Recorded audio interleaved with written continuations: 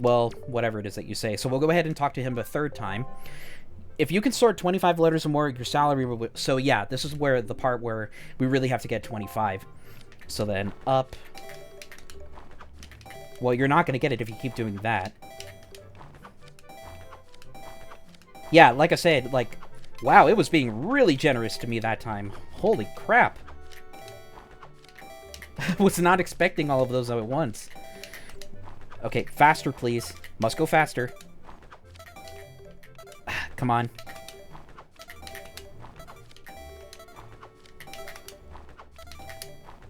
Oh, man. I was one short. Ah, dang it. Ah, man. 23 that time.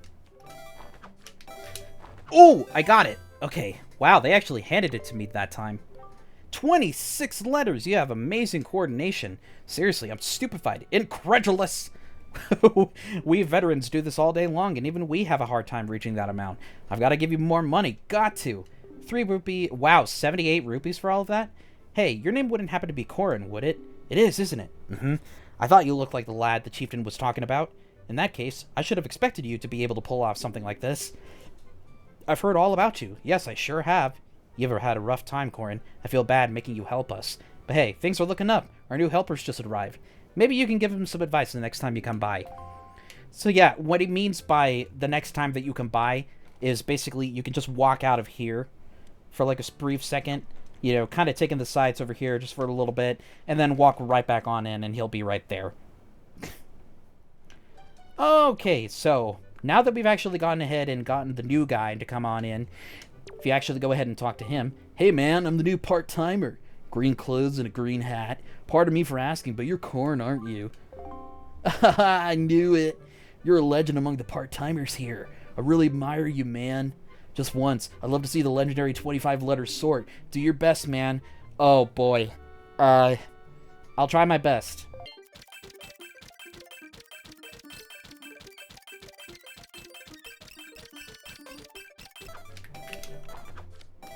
Oh, dang it. I was one short. 24 letters. Man, you must be bushed. Can't wait to see you try again, though. Come on, dude. Just give me one more chance. Look, man, I have a big favorite. You have just got to show me the legendary 25-letter sword. Please. Seriously? Do your best, dude. Like, whoa, dudes. My name's Funky Kong. Anyway.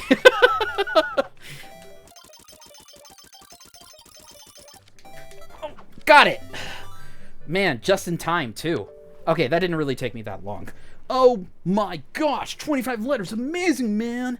So impressed. Like, seriously, dude. I've got a favor to ask of you, man. I'm still new here, so, like, I'm not allowed to leave. So, would you mind putting this letter to my mom in the post box for me? Thanks a lot, dude. You accepted a note to mom. It's so sad you could almost cry. Keep it in your delivery bag until you find a post box to drop it in. Well, thankfully, there's actually a post box not too far away from here. So, of course, you can't be tampering with the mail or anything like that. That's a federal offense. I mean, I don't know if it's a federal offense in the land of Hyrule or anything like that, but yeah, I'll go ahead and mail it off to you. So the key reason as to why we wanted to do all of this is you are going to get a piece of heart in the mail whenever you mail this letter out. So thankfully, there's one right over here, right over at the entrance. So then let's go into our delivery bag. I'll go ahead and target this, go ahead and show it the letter. And then he's going to eat it. Ka-chunk. Purr. This post box is near Dragon Boost Island. Postage is only 5 rupees. Do you wish to send this now? Your parcel has been hereby accepted for delivery. Thank you for using the Island Postal Service. We appreciate your business. Oh my gosh, I never really stopped to look at the actual symbol on the post box, but I realized that, like, the laurels around the letter make up almost kind of like the wings of the Rito. That's actually, like, really cute and really clever. I never actually... I mean, to be fair, when you're playing a game upscaled like this, like on through HDMI and stuff like that, you start to notice, like, a lot more details that you never really noticed before. Because, I mean, keep in mind, back when this game came out, all we had were, like, CRTs and stuff like that would, like, blur the image. So, I mean, unless you had, like... not composite cables, like component cables and stuff like that to, like, really play this on a fancy schmancy widescreen TV and stuff like that, then I mean, like, sure, you'd be able to figure that out, like, no problem. Well, anyways, now that we're done with our little escapades with the mail, you want to talk to this girl here. Wow, you really do have green clothes and a strange-shaped hat. You're Corin, aren't you? Oh, me? I'm an attendant to the great sky spirit Valoo. My name is Medley. I'm very, very tempted to give her the voice that I heard one time in an abridged series based on this, which, to be fair, is not a very good voice to begin with, but at the same time, it's the only one that I can kind of think of. Man, she's got a really long ponytail, I just noticed.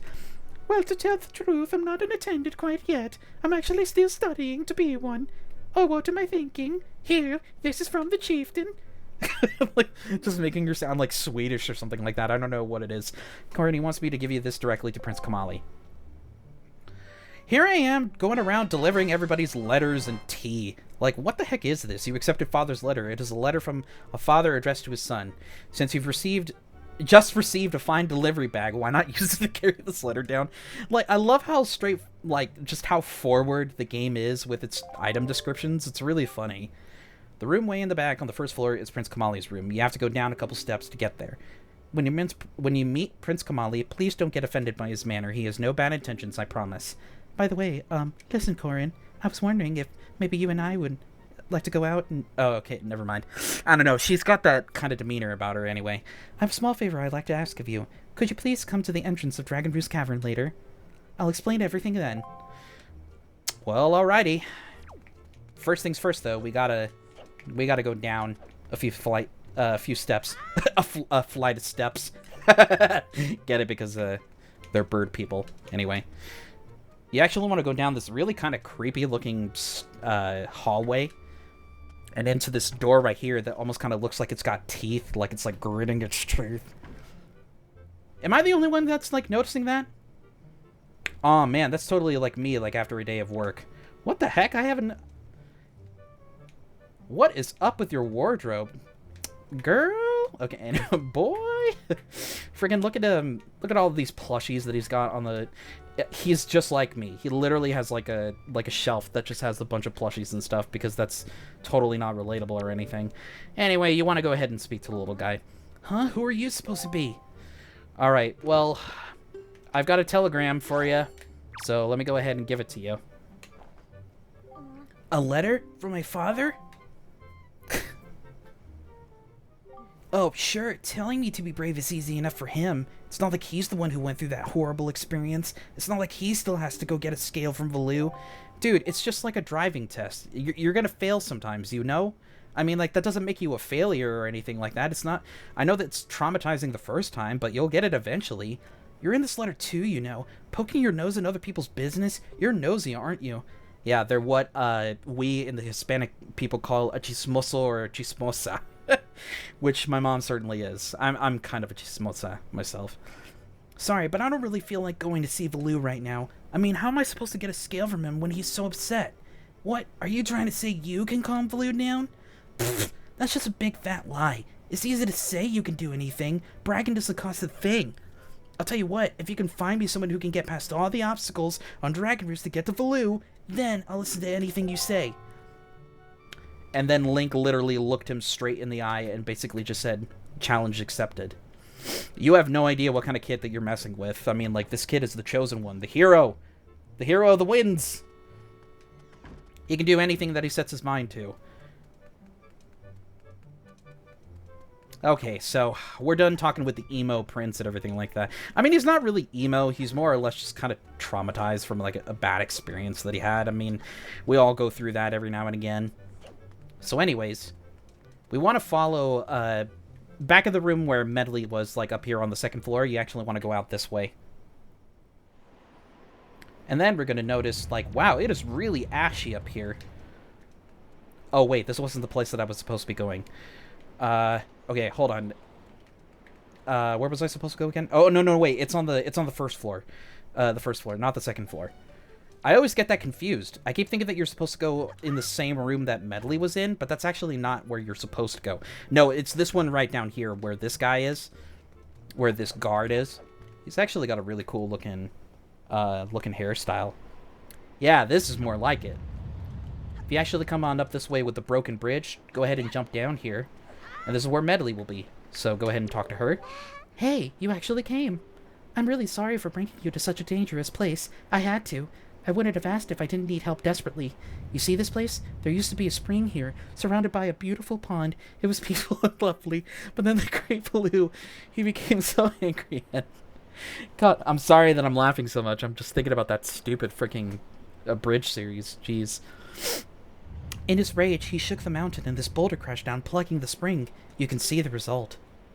Oh, but where is my mind? Tell me, how is Prince Kamali? Well, he certainly was, not very nice, I'll say that much. Oh, that doesn't sound right. Not at all. I may be partially to blame for the bad turn that Prince Kamali's taken. See, Prince Kamali's grandmother was the Great Valu's former attendant. She was an amazing woman. I was honored to have her as my teacher. She was kind and brave and unsurpassed in her dealings with the Great Valu. I'm not yet worthy of being mentioned in the same breath as her.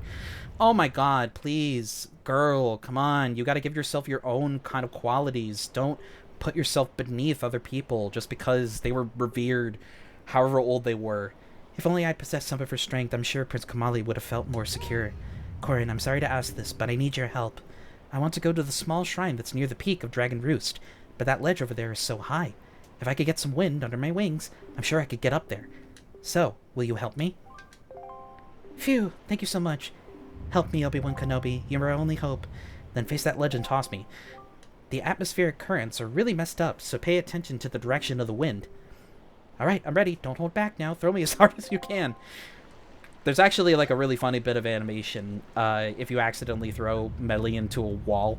It's really funny. But what she wants you to do, you want to go ahead and wait until the wind is actually pointing like towards the front of you, like blowing against your back. Wait for it. So blowing to the west. And then it should be blowing forward. So then go ahead and throw her like that, and then she'll glide on over to the ledge. Oh, thank you! I think now I'll be able to climb Dragon Roost and meet with the Great Baloo. Why am I shouting? Anyway, don't worry, I'll be fine. I may be just an apprentice's head, but I can understand some of the Great Baloo's language. I'm not exactly bursting with confidence, but look, if anything happens to me, please look after Prince Kamali. This is all I have to give you. I know it's not much, but please take it. And with that, she gives you a bottle. An empty bottle. Set it to use with blah, blah, blah, blah, blah. Bottles are great for carrying water and holding other things. Oh, and please don't tell anyone that I'm climbing Dragon Roost. It'll be our secret, okay? Well, good luck. To both of us. Even though I have no idea how I'm gonna get down from here. Well, anyway. So that's our first bottle. We're actually gonna be able to get at least 4 of them in the entire game. But for now, we're just gonna go ahead and fill our bottle with water. And of course, naturally, the game is always giving you hints and tips and tricks on what it is that you should be doing next. So, as it said in its item description, we should try using it on something that's dry and withered. So, in that sense, we actually want to come over here to these really withered-looking plants. Let's go ahead and just open our bottle really quick. You know, with that little pop. And then we'll have a bomb. So I'm going to want to throw this, and then... Wazah! We can unblock the boulder that Baloo used to plug up the spring, and then we can bring back the water. Almost kind of like like the ending to Rango, like that bit when they get like all the moles and everything like that, or whatever, to reroute the water and bring back the water into the little town. I haven't seen that movie in forever though, but I love that movie. It's actually one of my favorite movies. So anyways, we're going to want to go ahead and swim across over to the other ledge over here, because now we're going to be heading on into our first major dungeon of the game. I'm so excited because I love the dungeons in this game. First, we got to make a little path for ourselves. So one thing I want to do first off, go ahead and get those bombs into the little baskets right here. And there we go. Here we go, guys. Oh, this is going to be excellent. So once we head on in, we're going to be introduced to Dragon Roost Cavern. So, as a rule of thumb for every dungeon in this game, every dungeon has at least 2 treasure charts. So we're going to be on the lookout for a couple of them as we progress through this dungeon. But I'll also try to pick up as many treasures along the way as I can. You don't technically need to, because again, we don't have a very big wallet. So a lot of these treasure chests are just going to be, you know, are just going to be like rupees and stuff like that. Look at that. We're almost up to 200 anyway. All right, so we want to take care of these bokoblins over here. And you're going to notice as soon as they... Or not. Never mind. Usually what happens is they'll drop a joy pendant every now and again, but don't worry. There's actually another way that we can actually get joy pendants a little bit later on. So first things first, we want to go ahead and light these torches over here. And then you'll get this really cool looking effect, like this particle effect that will make the chest appear. All right, I don't need to do any more, so I'll just go ahead and throw you away. All right, we got a small key. A small key. Use it on open locked doors. You can only use it in this dungeon, though. So naturally, we have a locked door right in front of us, so we're just going to go ahead and unlock it. All right, time for the main room of this game. Oh, wait, hold on. Before I forget anything else, hold on. I need to go back for a split second. There's actually something that you want to do over here. You're going to notice... this little teleportation pod. Remember this for later, because we're actually going to be using this to come back to this room at another point as we go further down the line. So we're going to come on out. This is the main room, quote-unquote, of the dungeon. Like, there's always at least one Zelda dungeon that has, like, a main room that you're going to be coming back to, like, multiple times. So this is that particular room. So for now, the only other way that we can go is around this way. We need to get on up over to this ledge, so we'll go ahead and pull this block out. Head on up this way. My god, it is hot. You notice all the, like, heat waves and everything like that. Be careful for the keys, because these guys can distract you, so you don't want them to be distracting you too much, otherwise you might accidentally, like, because you can actually cut the ledges of the bridge, holding the bridge up intact, and you might accidentally fall into the lava, so that's not something in particular that we want to do. Alrighty. So now that we've gone ahead and done that, here's another really cool mechanic that I actually like about this dungeon too. You're going to get these jars of water, and it's going to create like these solid platforms so that way you can get across the lava safely. So I'm assuming that inside of this chest is the dungeon map, I want to say, and then we can actually go ahead and take a look at it, see what it is that... where exactly it is that we're in this dungeon. Yeah, we can press up. Green areas are the ones you visited. The flashing area is your current location. So if we press up, yeah, these are actually the floors that we're going to be exploring. A little bit later on, once we get the compass. I was going to say the compass again. The compass. We'll be able to see where all the treasures are hidden. But for now, we don't really need to do anything with that, so... You're going to want to be careful because there's a choo-choo. They very jerkishly place a choo-choo up the top of the ladder. Come down here. Too bad I can't, like... Oh, never mind. I tricked it from actually jumping off a ledge. Haha, you fell. Well, whatever. You're going to want to be careful because I'm pretty sure there's a bokoblin, like, hiding in... Yeah, there he is. There's the asshole. So then you want to be careful with guys like him, because he'll be hiding in one of the pots. Now, you're going to notice, like, there's not really a whole lot that you can actually do with your own sword. So then you're going to take this giant-ass cleaver that the bokoblin was carrying, throw it over at the wall over here with the planks of wood. That'll get rid of it like no problem. Now, I wonder if I can actually pick it up again. It really does look like a meat cleaver, like something that you could use to, like... cut vegetables and stuff. But anyways, we're going to want to actually go up this way. I'll get rid of these choo-choos. There we go. What's in here? Oh, look at that. Another small key. We're definitely going to need that. Yeah, man, like... It's pretty... For a first dungeon, it's pretty self-explanatory, and it's really easy, but at the same time, though, I really like the design of it. It's a really fun dungeon. Especially for it being, like, the first one in the game. Might as well just round out our rupee count almost to 200. Yeah, a biggest I could have also done like another thing at Windfall, like because a big reason as to why I was like I was like having to rethink the way that I was actually going to do some things for this Let's Play is because on my practice file, this was also something that I mentioned in the original audio recording for this, was that to practice for this game and for this Let's Play in particular, I was following Zelda Dungeon's guide for Wind Waker HD. Because, I mean, essentially, the two games are basically one and the same. There's only, like, very, very minor quality of life changes to the overall game that basically, like, make it different in any, like, sort of significant way. So you could basically use it if you're also playing the original GameCube version.